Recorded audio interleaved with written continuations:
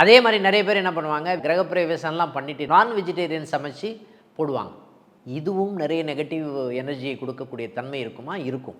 காரணம் என்ன அப்படின்னு பார்த்தீங்கன்னா, ஒரு உயிரை கொண்டு நம்ம வந்து என்ன பண்ணுறோம், நம்ம வந்து கொண்டாடுகிறோம் அப்படின்ற ஒரு விஷயம் அங்கே இருக்குது. அந்த வீட்டுக்கு போன உடனே ஒரு உயிரை கொன்று உணவை வந்து நம்ம சாப்பிடும் பொழுது அது ஒரு நெகட்டிவான இம்பேக்ட். நீங்கள் ஒரே ஒரு விஷயத்தை மட்டும் ஞாபகம் வச்சுக்கோங்க. நீங்கள் வீட்டுக்கு போகிறீங்க, போன உடனே ஒரு உயிர் போச்சுன்னு வச்சுக்கோங்க. நம்ம எப்படி சொல்லுவோம், நம்ம என்னம்மா இந்த வீட்டுக்கு வந்த உடனே ஒரு அபசகுணமாக ஒரு உயிர் போச்சுன்னு சொல்கிறாங்க, நெகட்டிவாக இருக்குது, நினைப்ப மாட்டோமா? அதே மாதிரி தான் ஒரு உயிரை கொன்று நம்ம அந்த உணவை சாப்பிடுகிறோம் அப்படின்ற விஷயம். உங்களுடைய பழக்க வழக்கங்கள் எப்படி இருக்குன்றது செகண்டரி, ஓகேங்களா? அங்கே போகிறீங்க, நான் வெஜிடேரியன் சாப்பிட்றீங்க, அதெல்லாம் வந்து செகண்டரி. ஆனால் கிரகப்பிரவேசம் பண்ணுறதுக்கு முன்னாடியும் அதை கிரகப்பிரவேசத்தை அன்றே வந்து பார்த்திங்கன்னா அதை கடைபிடிக்கலாமான்னா கண்டிப்பாக கூடாது அப்படின்ற ஒரு விஷயம் தான் முக்கியமான விஷயம்.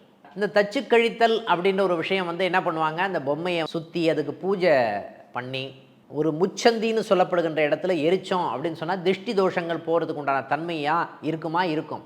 அந்த எரித்த உடனே என்ன பண்ணுவாங்க, அந்த சாம்பலை வந்து என்ன பண்ணுவாங்க, அந்த வீட்டில் எல்லா இடத்துலையும் வந்து அந்த சாம்பலை வந்து பூசி பொம்மையை வந்து எல்லா இடத்துக்கும் இழுத்துட்டு போவாங்க.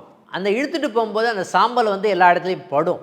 அப்போவே வந்து எல்லா திருஷ்டி தோஷங்களும் போகுமா? போகும். அதுக்கப்புறம் வந்து குளிச்சுட்டு வீடை ஃபுல்லாக மாப் பண்ணுவாங்க. மாப் பண்ணிவிட்டு மறுநாள் காத்தால் வந்து நம்ம என்ன பண்ணுவோம்னு பார்த்தீங்கன்னா